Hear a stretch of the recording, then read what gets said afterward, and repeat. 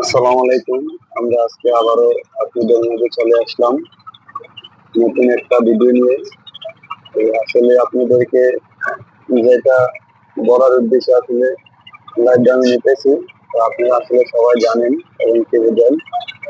তো আপনাদের মাঝে আমরা নিলাম যারা বিল্ডিং করবেন এবং কি করতেছেন বা নতুন ভাবে করবেন, আসলে বেশি খরচ করতে লাভ নাই। এই জন্য এই যে দেখেন, এই বিল্ডিংটা আজকে দোতলা ফাউন্ডেশন নিছে। দোতলা ফাউন্ডেশন তারা কি করছে দেখেন, মিস্ত্রি খুব ভালো একজন মিস্ত্রি, জগৎপুরের আমাদের আলমগীর ভাই।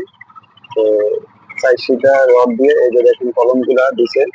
16 কলমের ঘর, এটা 5 রুম হবে।